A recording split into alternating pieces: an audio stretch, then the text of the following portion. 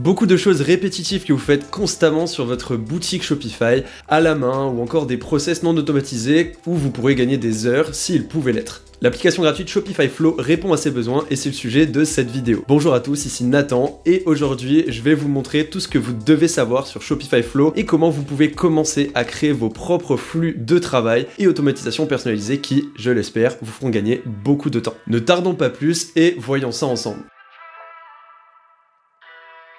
Shopify Flow est une plateforme d'automatisation en no-code qui vous permet depuis le back-office de Shopify de gérer les automatisations de votre boutique. Tout d'abord, on commence par aller sur le Shopify App Store, on tape Shopify Flow dans la barre de recherche, puis Shopify Flow juste ici. Comme vous voyez, l'application est gratuite et a été réalisée directement par Shopify. Vous l'installez et il n'y aura pas de frais par la suite. Elle reste entièrement gratuite. Une fois installée, vous avez un flow de paniers abandonnés qui est d'ores et déjà mis en place sur la boutique. On va l'analyser pour que vous puissiez comprendre à quoi cette application sert. Lorsque vous cliquez dessus, vous atteignez donc la personnalisation de cet événement qui est justement le fait d'envoyer lorsqu'il y a un panier abandonné, juste ici, hop, un email.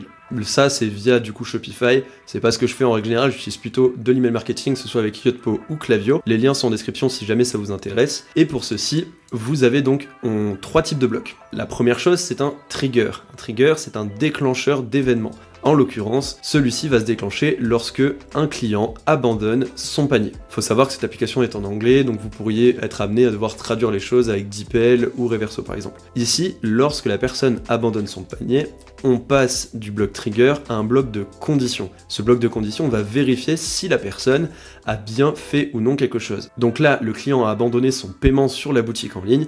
Si oui, on fait quelque chose, sinon, on ne fait rien. Donc s'il a bel et bien abandonné et que le montant total du paiement est supérieur à 0$, donc là ici en l'occurrence on vérifie qu'il y avait bien quelque chose dans la commande, des produits en l'occurrence, à ce moment-là on attend 10 heures. Si au bout de 10 heures la commande n'a pas été passée et elle reste abandonnée depuis le début du flux de ce travail, donc depuis qu'on a eu le déclenchement ici, si jamais le client n'a pas payé, alors à ce moment-là on continue et on va du coup regarder si les produits sont toujours disponibles. Si c'est le cas, on envoie un email, toc toc, t'as oublié quelque chose. C'est un peu l'idée. Si on clique sur modifier le flux de travail pour entrer vraiment dans le vif du sujet, et qu'on clique ici, on peut modifier par exemple le trigger. Pour vous montrer un petit peu tout ce qu'il y a à disposition, il y a tous les événements liés à Shopify nativement, il y a les événements liés à Shopify Flow, donc l'application. Là c'est plus des choses, typiquement des dates.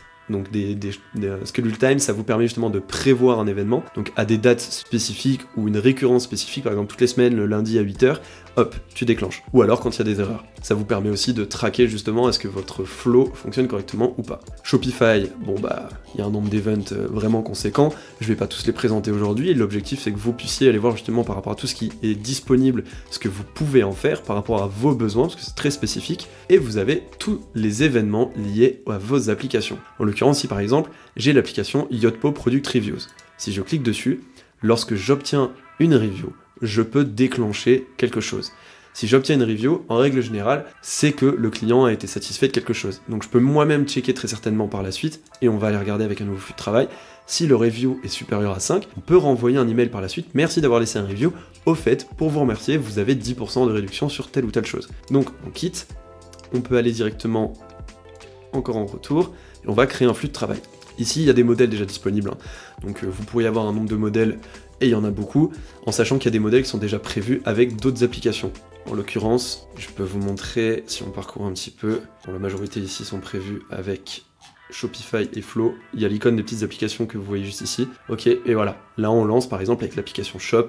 Là, on est avec une application Collabs et avec Klaviyo pour les emails. Là, on est avec Slack. Donc par exemple, obtenir une notification quand l'inventaire est bas pour cacher le produit quand il est out of stock, donc qu'il n'y a plus du tout de stock, et envoyer une notification à votre équipe, par exemple pour la logistique, qui puisse restocker du coup ce produit en question. Vous pouvez faire ça aussi avec des Google Sheets, donc quand un nouvel item est placé, directement avec Google Sheets, envoyez cette automatisation dans le Google Sheets pour avoir votre liste de commandes au même endroit. Il y a un nombre incalculable de choses, comme vous voyez, ça va avec plein de choses, même avec du back in stock, etc. Vous pouvez vraiment parcourir, il y a un nombre de modèles pas possible, et vous aurez très certainement un modèle ou plusieurs qui conviendront à vos besoins pour gagner du temps. Ceci étant dit, pour l'exemple en question, on va créer un flux de travail directement de zéro.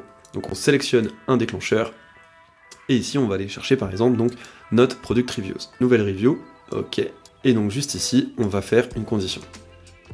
Ici, on va pouvoir ajouter une variable dans cette condition, puisqu'on veut variabiliser la chose, et on va pouvoir regarder justement ici les différentes valeurs issues de l'événement. Donc là, on a laissé quelqu'un a laissé un review. Parmi les variables dans cet événement-là, on va retrouver plusieurs variables. Donc on va avoir le nom de la personne, on va avoir le titre de sa review, le contenu de celle-ci, le nombre d'étoiles, donc sur 5, l'email de la personne, est-ce que le review est publié ou non. Et on va pouvoir aussi du coup avoir des variables par rapport à votre boutique et aux produits concernés. Donc là en l'occurrence, ce qui nous intéresse, c'est le star rating.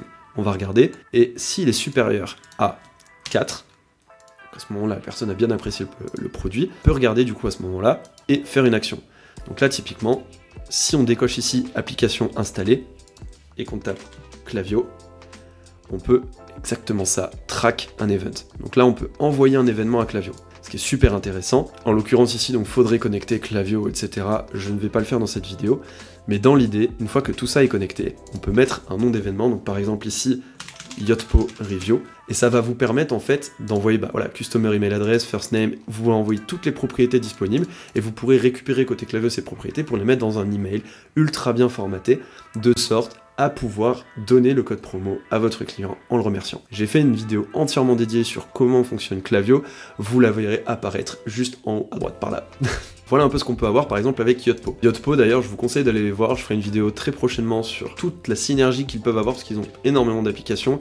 Ils ont les reviews UGC, ils ont les subscriptions, ils ont email et SMS et ils ont également les loyalties. Donc ça devient très intéressant d'utiliser Yotpo à compter de l'instant où vous voulez faire un scaling, surtout que toute l'application, ou les applications du moins, sont disponibles via le back-office. Vous n'êtes pas obligé d'utiliser un compte externe quelconque. On va désormais créer un nouveau flux de travail. Je vais vous montrer maintenant sur une autre boutique sur laquelle j'avais déjà préparé 2 flows, des utilités que vous pourriez avoir qui sont quand même extrêmement concrètes pour la majorité des e-commerçants. La première, c'est le fait d'envoyer une notification Slack lorsque le stock d'une variante passe en dessous de 5. Il y a un modèle qui était prévu pour ça, mais il n'est pas extrêmement adapté, et moi je vais surtout vous montrer comment créer justement ce modèle. Donc là ici, envoi d'une notification, et on va cliquer sur modifier. Dans un premier temps, on a à la fois notre bloc du coup de trigger, donc le déclencheur, lorsque la quantité d'une variante a changé.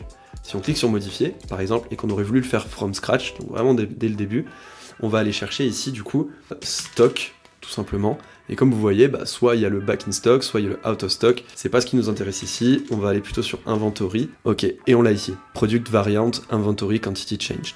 Après voilà. Ça, c'est des variables, du coup, des triggers de Shopify. Vous pouvez checker, du coup, la totalité ici.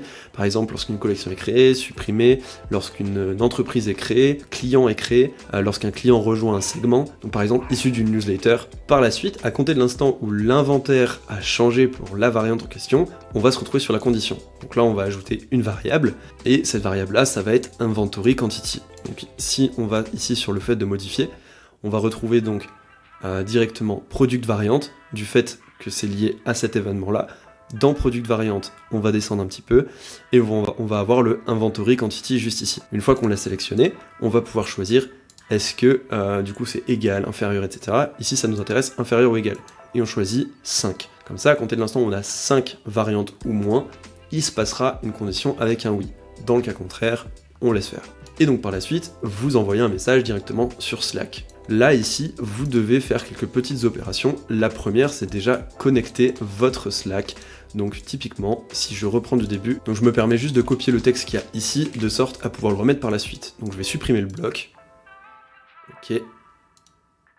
Juste là, voilà. Donc, action, cette fois-ci Slack. Ici, si Slack n'est pas installé, d'ailleurs, je vais faire le process, je vais le déconnecter carrément. Voilà, impeccable. Donc, en l'ayant du coup déconnecté, si jamais je fais action ici, puis du coup Slack n'apparaît plus, puisqu'il n'est plus connecté, je peux décocher le Installed Apps. Et en fait, là ici, Shopify va me proposer toutes les applications qui ont des actions ou des événements, événements ici, action dans une action, liées aux applications qui se trouvent sur le Shopify App Store. Donc comme vous voyez, il n'y a pas juste Slack, etc. Il y en a vraiment beaucoup.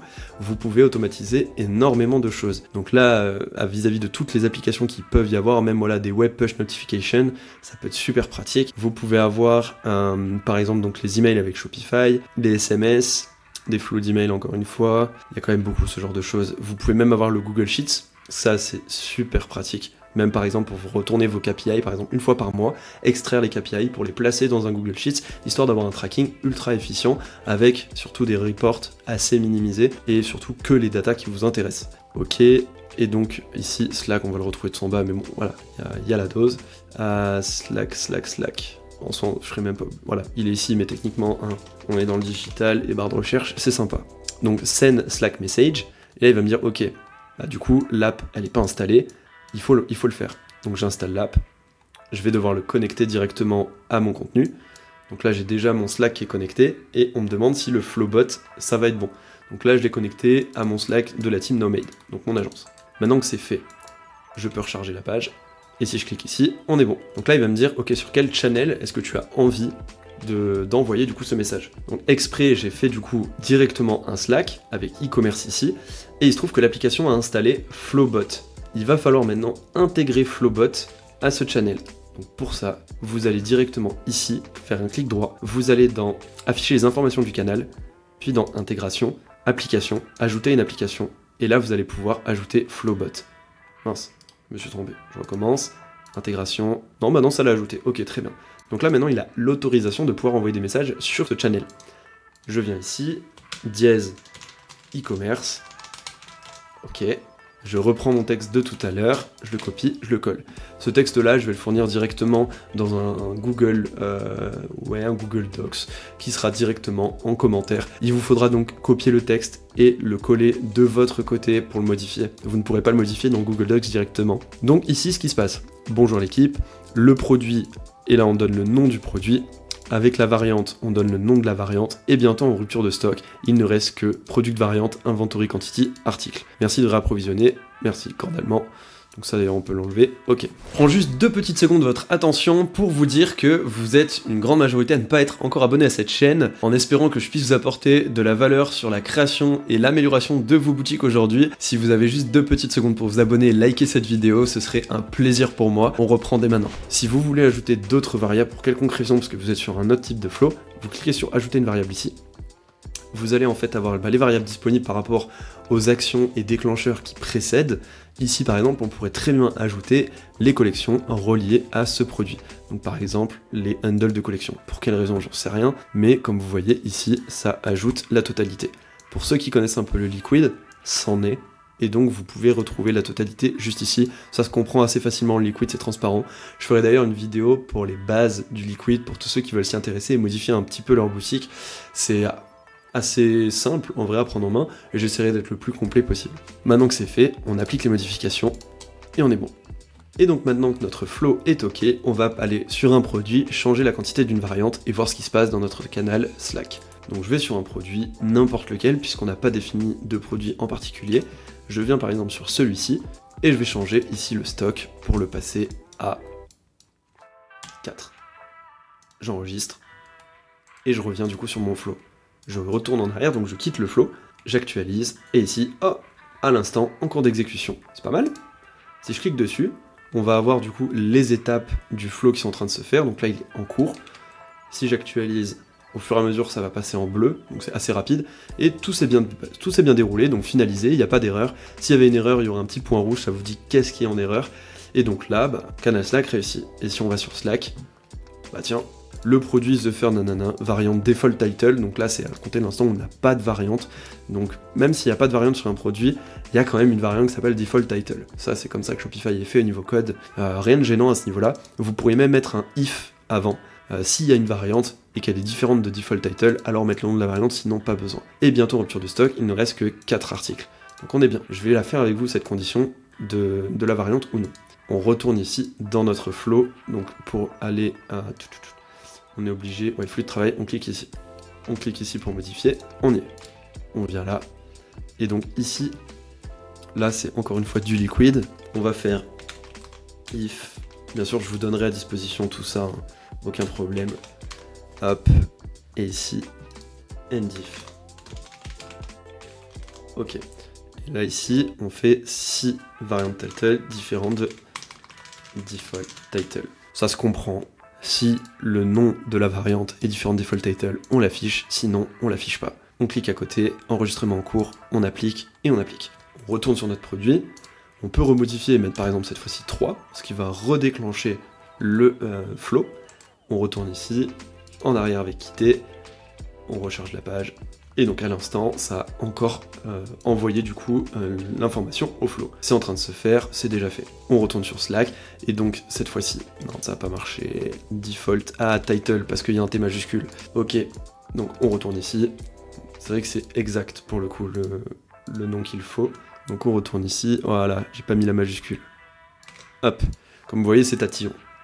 Appliquer, appliquer, on retourne ici, on va remettre 4. De toute façon c'est toujours en dessous de 5, donc ça va le redéclencher. Ok, quitter, on actualise. Techniquement vous n'avez même pas besoin d'actualiser, et en soi les flows se lancent même si vous n'êtes pas derrière l'écran, hein. C'est juste pour vous montrer justement que le flow se déclenche bien correctement, et qu'on a bien l'événement qui s'envoie. Donc là c'est celui-ci qui est en cours, on est bien sur le fait que ça a été finalisé, et donc sur Shopify, cette fois-ci, on a bien l'event qui a été lancé, et on a juste le nom du produit, et on n'a rien entre, parce qu'il n'y a pas de variante.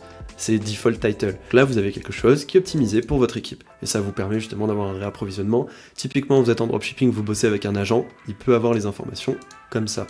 Vous travaillez avec des logisticiens, un fournisseur quelconque, etc. Et ben ça peut être super pratique pour vous coordonner. Encore une fois, ça évite toutes les problématiques liées au stock. Et avec le temps, pour ceux qui sont un petit peu chevronnés dans l'e-commerce, vous savez que c'est une tannée justement de réussir à avoir quelque chose de propre. Et cet outil aujourd'hui vous permet de le faire quand même assez simplement. Maintenant, un autre exemple. Dans ma dernière vidéo qui est sortie la semaine dernière, j'ai parlé du fait d'utiliser à outrance les champs méta parce que c'est génial pour pouvoir construire des vraies pages produits ou même d'ailleurs toute votre boutique entière. Ça vous permet d'avoir un vrai contenu dynamique et surtout professionnel, un rendu de qualité. Pour pouvoir s'en servir, la majorité d'entre vous ne l'ayant pas forcément fait, vous avez très certainement mis des blocs de texte pas possibles dans votre description produit et vous souhaitez, alors que vous avez peut-être 1000 références de produits sur votre boutique, étayer du coup dans des champs méta chaque partie de cette description. C'est chronophage. Ce que je vais vous montrer là ne permettra pas de remplir ces champs méta tous d'un coup suivant les types, mais vous pourrez en remplir une certaine partie. Ça va vous servir notamment pour les filtres sur vos pages de collection. Typiquement, on est ici. Je vous ai montré l'exemple, c'est assez délicat dans le principe, sans vous mentir. Mais ce que j'ai fait ici, vu qu'on est sur des planches de snowboard, plusieurs caractéristiques sont liées aux planches de snowboard. Donc je vais me rendre directement dans les paramètres ici. Ok, paramètres, je vais aller dans données personnalisées, produits, et ici, j'ai créé ces variables. Donc là, on a le matériau du noyau, la forme de la planche, le profil, la flexibilité, la longueur et le type. À chaque fois, c'est une seule ligne de texte. Malheureusement, avec Shopify Flow, on peut encore difficilement aller plus loin que ce type de champ méta. Et c'est déjà très bien, ça vous permettra de faire la chose avec du coup Search and Discovery pour votre système de filtrage de vos collections. Donc là, vous permettez une UX à vos utilisateurs qui est phénoménale, c'est génial. Maintenant que vous avez ça, et que vous avez, admettons, toutes ces propriétés définies dans votre description, agrémentées de texte, parce que c'est dans la description, dans des phrases. Ce que vous allez faire, donc une fois que vous avez créé bien sûr ces champs méta, vous retournez dans Shopify Flow, je vous mettrai à disposition le fait de le faire, tout ça. Donc je vous mettrai certaines choses comme par exemple les textes. Comme vous voyez ici, on utilise OpenAI. Ce qui va se passer, on va faire quelque chose, on va updater le statut du produit. Donc on va passer le produit de actif à brouillon. Donc ici par exemple, actif à brouillon. Le produit ne sera plus disponible sur la boutique en ligne pendant ce laps de temps, mais ça vous évite aussi de fournir à vos utilisateurs une page buggée, ce qui est pas plus mal dans le principe. Donc dès qu'on passe en brouillon, ici on peut d'ailleurs rajouter une condition, donc je vais même supprimer ça, je vais mettre une condition ici, vérifier, et je vais ajouter le fait qu'on soit bien en brouillon au niveau du statut du produit. Donc je vais aller ici, product, et donc je vais aller sûrement sur statut qui doit être en bas, updated, statut impeccable, est égal à draft pour brouillon. Donc là on est ok. Maintenant je relis cette partie à ce que j'avais fait ici. Donc là si le produit est passé en statut, brouillon, on va générer un texte. Donc ici, la génération de texte, si par exemple je faisais une action ici au pif, là, ok. OpenAI, donc pareil, hein, si elle n'est pas installée, vous décochez ici, vous tapez OpenAI et vous le trouvez. Generate text. Là en l'occurrence, une fois que vous l'avez, vous devez le connecter à votre clé API. Ensuite, on va vous demander de connecter OpenAI, mais cette fois-ci, ça se passe avec une clé API. Pour ce faire, vous vous rendez sur OpenAI Playground et vous allez créer un compte. Ce compte-là, vous allez devoir renseigner un moyen de facturation, puisque oui, c'est payant, mais c'est très peu cher.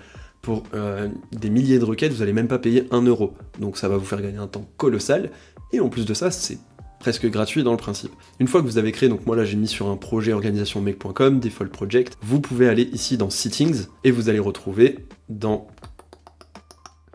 si je dis pas de bêtises, la même manière de le rappeler, user API key et view project API keys, voilà, ici. Donc moi j'en ai créé une, ici vous avez juste à faire create new secret key, et une fois que vous l'avez créé, vous la copiez. C'est ce qu'on retrouvera ici. Bon, en l'occurrence, c'est logique, il la masque, parce que sinon vous pourrez vous en servir avec mon compte et me faire facturer n'importe quoi. Donc ici, je l'ai prise, je l'ai copiée, et je l'ai collée directement à l'endroit qui arrivera ici au moment de se connecter. Une fois que c'est fait, comme Slack, vous rechargez la page, et du coup, vous n'aurez plus la partie connexion, vous n'aurez plus que cette partie-là, avec toutes les instructions de ChatGPT. Donc là, c'est un ChatGPT un peu plus underground, côté développeur, mais rassurez-vous, tout ce qu'il y a ici, je vais vous l'expliquer. Ici, on va lui dire, voici la description HTML d'un produit. J'ai ajouté la description HTML du produit en variable, et je lui ai dit, génère une liste contenant une seule caractéristique par ligne, en fonction des éléments suivants, avec la valeur de chaque ligne, commençant par une majuscule. Ici, donc, j'ai mis le nom exact de mes champs méta, matériaux du noyau, forme, profil, flexibilité, longueur type. Si on les retrouve ici, c'est exactement ça, au caractère près, à la majuscule près. Ok. Maintenant, ici, pas besoin d'y toucher, suffixe pas besoin d'y toucher, token non plus, température non plus, tout ça vous pouvez laisser tel quel. Si vous y connaissez un petit peu plus sur OpenAI, vous pouvez y gratter pour avoir d'autres résultats un petit peu plus peaufinés, mais dans le principe ça conviendra très bien. Là ici, le log output, vous n'êtes pas obligé, c'était juste pour moi vérifier, donc là justement ça sert typiquement à voir ce qui est en sortie, parce que dans le flow, comme vous avez vu tout à l'heure par exemple avec Slack, vous avez juste marqué réussi, sauf que ça vous donne pas toujours toutes les indications. Et là pour moi c'était intéressant de voir ce que justement OpenAI allait me sortir avec l'IA au fur et à mesure j'ai obtenu la bonne réponse avec le bon prompt, et donc on pourrait même limite le supprimer, hop, ok, et on le met directement dans Run Code. Maintenant pourquoi Run Code? Eh bien parce qu'il faut séparer la réponse de ChatGPT pour obtenir une variable en fait à chaque fois pour chaque champ méta qu'on va aller ensuite remplir dans chacun des champs méta du produit concerné. Le Run Code c'est du JavaScript. N'ayez pas peur, je vais tout vous donner dans le Google Docs, vous aurez juste à copier, coller. Je vous demande absolument pas de comprendre, même si je vais prendre la peine de l'expliquer. Ici, en entrée du code, on va lui donner ce que ChatGPT a donné, justement, en réponse. En sortie, c'est ce qu'on veut pour nos champs méta. Donc on va, en gros, ici avoir par ligne nos variables. Ces variables vont être de type chaîne de caractères. Un texte, juste un texte. Vous, ce que vous allez avoir à faire, parce que vous aurez peut-être pas forcément justement ces champs méta là, admettons vous êtes en train de parler justement de meubles. Le meuble, vous allez pouvoir avoir une notion de profondeur, de largeur, de hauteur, et bien vous pourriez avoir à rajouter justement ici profondeur, hop, 2.string, et comme ça. En sachant au préalable que vous avez créé ce champ méta profondeur de type une seule ligne de texte, et ici, au niveau du nom de la variable, vous ne mettez aucune majuscule, aucun accent. Les accents, par exemple flexibilité, le « et » est remplacé par un « e », et les espaces sont remplacés par un underscore. Tant que vous respectez ceci, vous n'aurez aucun problème sur le déroulement du flow. Donc là ici, je vais enlever profondeur, je garde tous les champs méta que j'ai pu mettre au préalable, et ici on va être dans la partie du code. Vous n'avez rien à toucher hors cadre de ce qu'il y a ici. Ici, vous allez remettre le nom exact de vos champs méta, ou du moins en fait de ce que vous avez demandé à GPT juste avant ici. Ça correspond à cette liste en fait. Vous pouvez limite la copier, donc la CTRL-C, je reviens ici, je la colle, je vais en faisant tab y mettre au bon endroit, et je rajoute tout simplement des apostrophes. Hop, hop, hop, hop, hop, hop, hop, hop, et des virgules entre chaque, sauf le dernier. Et voilà, simple. Donc je les supprime puisqu'ils y sont déjà. Maintenant que c'est fait, vous cliquez à côté, enregistrement en cours, et je ferme. Puis, là maintenant vient la partie où on va updater les champs méta du produit concerné. Donc si je viens par exemple sur celui-ci, je vais chercher justement mon action update product metafield. Donc si je clique à côté, typiquement, je vais taper juste metafield, ça, et product. C'est le premier. Update product metafield. Ok, donc rien de compliqué. Là par exemple, je pourrais cliquer sur plus, action, update product metafield, ok, et je clique. Et on retrouve la même chose que je vous ai montré juste avant. Jusque là, donc rien de compliqué. D'ailleurs, je peux le supprimer maintenant. Ok, voilà, on n'en a pas besoin. Et je vais vous montrer donc comment ça se passe, comment est-ce qu'on les relie. Ici, on va avoir le metafield namespace, le key, le value et le type. C'est du chinois pour vous tout de suite, mais c'est vraiment pas compliqué. Metafield namespace, quand on retourne sur nos définitions ici, par exemple, matériaux du noyau, je viens là, espace et nom de clé. Bah tiens, namespace, donc espace de nom, et key. Si on revient là, key, namespace. Donc, je copie juste, là comme vous voyez, il y a un point. Le namespace, c'est ce qu'il y a avant. Je copie ça, donc CTRL-C, je reviens ici, et je le colle. Il y est déjà, custom. Et ensuite, ici, je copie ce qu'il y a après le point. Et comme vous voyez ici, Shopify change entre matériaux, donc le « et » devient un underscore, et les espaces aussi. Là, vous n'avez pas besoin de vous embêter, vous copiez ça, et vous revenez ici, vous le collez. Et maintenant, en value, ce que vous allez faire, vous avez juste besoin, donc là, si je vous montre comme vous l'auriez fait, ajouter une variable, on va avoir ce qui est ressorti de ça. Donc là, si je vais sur run code, puisque dans run code, je lui ai dit en sortie que je vais avoir ces variables-là, que le code fonctionne ou pas, je lui ai déjà dit. Donc même si vous n'avez jamais lancé le flow, il va savoir que ce sont les variables qui vont sortir. Donc, dans ajouter une variable, vous aurez bel et bien run code, matériau du noyau. Vous le mettez, et automatiquement, il allait chercher la variable. Vous précisez en type, puisque par défaut, ce sera boolean, vrai ou faux en gros. Vous descendez tout en bas, vous avez single line text, vous validez et vous appliquez. Vous faites ça pour tous les champs méta qui sont disponibles dans votre description et que vous souhaitez mettre à disposition sur votre produit. Une fois que c'est fait, vous faites quitter, enfin vous allez plutôt sur votre produit du moins, et là ici, on n'a rien. Je vais passer ce produit en brouillon, j'enregistre. Et là c'est le moment de vérité. Il y a moyen que ça plante parce qu'avec l'IA c'est toujours un peu délicat, j'espère que ça va pas le faire. On se retrouve ici, on quitte, à l'instant, c'est en cours, je croise les doigts, bah, techniquement ça a l'air d'être passé, hein. Il y a une erreur, update product metafield, il y en a un qui est pas passé. Value can't be blank, bon typiquement, vous aurez de temps en temps des erreurs, mais les autres sont passés. Si je retourne sur mon produit et que je recharge la page, ah bah oui, il n'y a pas de description. Bon bah voilà, typiquement, le type d'erreur, mauvais. Faut que je retourne, ok je crois que c'est celui-ci, voilà, là j'avais une description sur celui-ci, autant pour moi. Donc je le repasse en actif, donc là ça ne trigger rien du tout, et je le repasse en brouillon. Ok, j'enregistre, et techniquement j'ai distillé justement dans cette description, en partant du principe que vous aussi vous avez ce genre d'informations directement dans la description, j'ai distillé voilà, la forme directionnelle, niveau de flexibilité intermédiaire, le profil est hybride, et tout ça en fait, directement l'IA va pouvoir aller le récupérer. Donc si je retourne ici dans mes runs, donc les runs, c'est toutes les instances du flow qui ont pu être faites. Donc là, normalement, si je retourne ici, 6 erreurs, bon bah cool, rencontrer une exception, ok. Donc là, c'est juste que ça a planté complètement. Afficher le produit, est-ce qu'on est bien sur le bon produit? Ouais, on est bien sur le bon produit. Donc des fois, ça peut juste planter tout court. Ok, brouillon, je réenregistre, on retourne ici, on actualise, en cours. Parce que des fois, c'est vrai que l'IA, justement, ne prend pas le relais. C'est un peu les aléas de Shopify Flow, malheureusement. Vous n'aurez pas le truc en temps réel, donc il faudra recharger la page à chaque fois pour que vous puissiez avoir les itérations du flow qui se fait. Et là, on n'a plus qu'une erreur. Bon, c'est pas grave, au moins on n'en a qu'une seule. Et si je viens ici et que je réactualise, bah voilà, typiquement, voilà, impeccable. Il a bien été récupéré toutes les valeurs qui sont distillées dans ma description. Maintenant, ça, c'est utile dans le cadre d'avoir Search and Discovery, pareil, une vidéo en haut à droite qui s'affiche pour pouvoir vous en servir. Je ne l'ai pas encore installée. Normalement, celle-ci, elle est disponible pour n'importe quel thème puisque c'est une application Shopify native, tout comme Shopify Flow. On la retrouve ici, ok, installée, et vous allez voir la puissance du truc. Donc, une fois installé, on va avoir un onglet filtre, ok, personnaliser les filtres. Ici, il y a des filtres par défaut. Je vais ajouter un filtre, sélectionner une source, et là ici, je vais tous les ajouter. Donc là, il a récupéré mon All Mountain. Ok, je vais, hop, mettre ici. Maintenant, sélectionner un autre. Je vais aller sur flexibilité. Et il a récupéré les deux valeurs, du coup, en l'occurrence. Mais comme vous voyez, il a bien mon intermédiaire qui est ici. Vous, après, le but, c'est de normaliser toutes ces valeurs, de sorte à ce que vous ayez quelque chose de cohérent par rapport à votre boutique. Mais typiquement, ça vous permet de faire des choses quand même plutôt bien faites. Donc là, encore une fois, sélectionner une source, profil, etc., etc. Je vais pas tous les faire, c'est pas le but. Par contre, maintenant, quand je vais sur mon produit, donc je vais le retrouver. Voilà, ici, il est ajouté à aucune collection. Je vais l'ajouter à la collection homepage, par exemple. Ok. Je vais aller sur boutique en ligne. Je crois que c'est le thème down qui est installé par défaut sur cette boutique. Voilà, c'est juste une boutique de test. Si je viens ici, que je vais sur une collection, et que je vais sur la collection homepage, ok.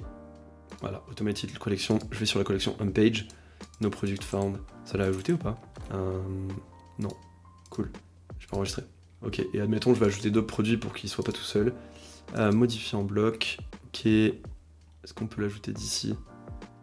Collection, collection, collection, dis-moi que oui.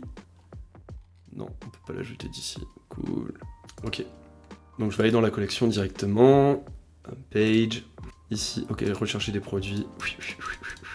Hop là. Voilà, comme ça il y en a plein. Et je retourne donc ici. J'actualise. Et là j'ai tous mes produits.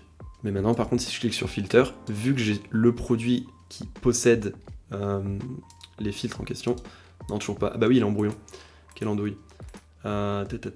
Produit, collection, ouais, parce qu'un produit en brouillon du coup n'est pas apparent sur la boutique, je vous l'ai dit en plus juste avant. Voilà, maintenant on est bon, je retourne, tac tac tac, ok, j'actualise, voilà, on a notre produit enfin, même s'il n'y a pas d'image, pas de prix, etc. il est là.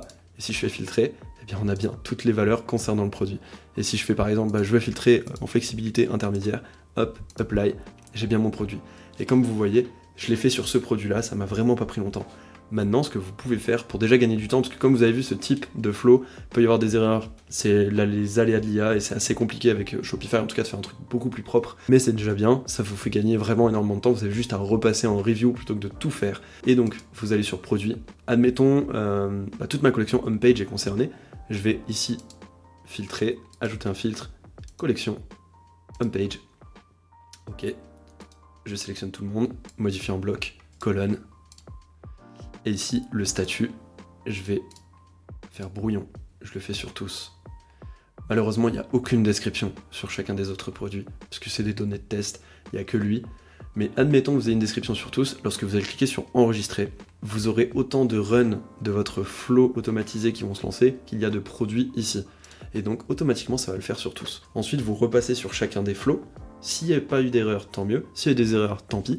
Mais par contre, ce que vous pouvez faire une fois que c'est fini et que vous avez fait la totalité de vos produits à ce niveau-là, vous pouvez les repasser en actif, déjà. Mais avant de le faire, vous allez surtout vérifier que tout est OK. Et pour ça, vous décochez la totalité de tout ce qu'il y a ici, parce que c'est hyper polluant au niveau des colonnes, il y en a beaucoup trop. Et vous allez retrouver justement un... Ouais, ok, pas ça. Ça, c'est les champs méta de catégorie. Autant pour moi, hop, on va les avoir là. Et voilà. Et là ici, vous pourrez vérifier que vous avez bel et bien par produit les bonnes valeurs. Et vous pouvez ajouter la description pour vérifier quand même. Donc là j'ai ma description, etc. Et je peux retrouver ici mes valeurs en disant ok c'est bon, c'est cool, ça marche. Ce qui vous permet justement de pouvoir aller 100 fois plus vite pour répartir toutes ces valeurs via vos champs méta et ensuite construire vos filtres, vos pages produits bien plus efficacement. J'espère que grâce à cette vidéo, vous aurez gagné drastiquement en temps dans l'amélioration des automatisations de votre boutique. J'espère que cette vidéo vous a plu. Si vous avez des questions sur l'utilisation de Shopify Flow pour des process spécifiques, n'hésitez pas à le mettre en commentaire, je me ferai un plaisir d'y répondre. C'était Nathan, on se dit à la semaine prochaine, abonnez-vous, ciao!